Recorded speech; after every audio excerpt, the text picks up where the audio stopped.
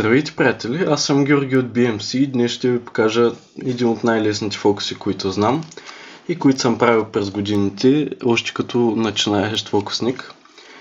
Така, сега ще ви покажа как става. Първият вариант, който ми хрумна в главата, който правих преди, беше с 10 карти, но сега ще ви покажа с 6, защото това е по-лесният вариант. 6 карти, няма значение какви, от тестето просто. Ето.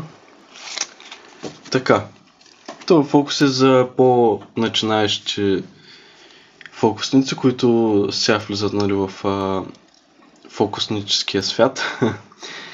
Затова сега ще ви покажа един от най-лесните фокуси, които знам аз. Така. Както казах, нужни са ви 6 карти и сега започваме с фокуса. Карате го да си избере една карта и той избира, например, тази. Аз ще я видя в този случай, защото няма на кой да го покажа сега този фокус и ще си я видя, ако се объркам нещо, да коригирам. Така, това е картата неговата и вие ще си ги съберете така. Слагайте най-отдолу в тестето. Най-често въпросите, които получавам, са защо най-отдолу.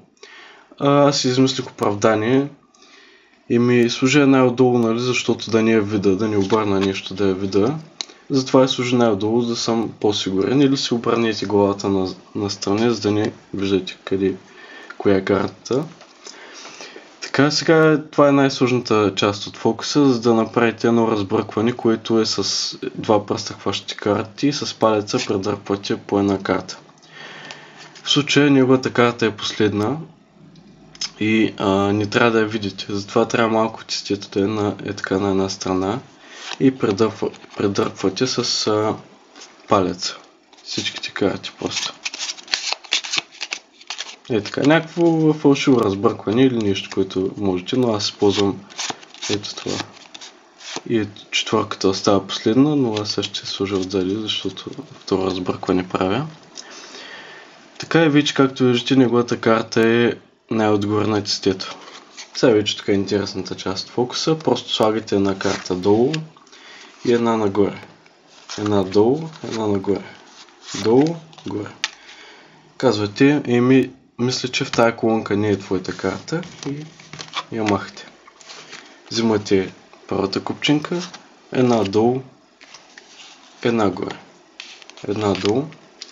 Казвате, това не е твоята карта, махам я. Сега пак, една долу, една горе. Мисля, че и това не е твоята карта и я махаме. И казвате, ето, остана една карта, мисля, че е твоята вече и показвате неговата карта. Това е фокус за по-начинаещи, които още не могат някакви фалшиви разбърквания или просто някакво сложно нареждане на картите. Просто е фокус, който съм го правил преди доста години на родителите ми и то за по-малките е този фокус. Така, това беше фокуса, да ви е харесал. Ако искате да видите малко по-сложните ни фокуси, може да влезете в канала, да видите моите партньори Котсто и Йоан, как правят фокусите. Очаквайте още много епизоди и доста забавления. Това беше от мен. Чао!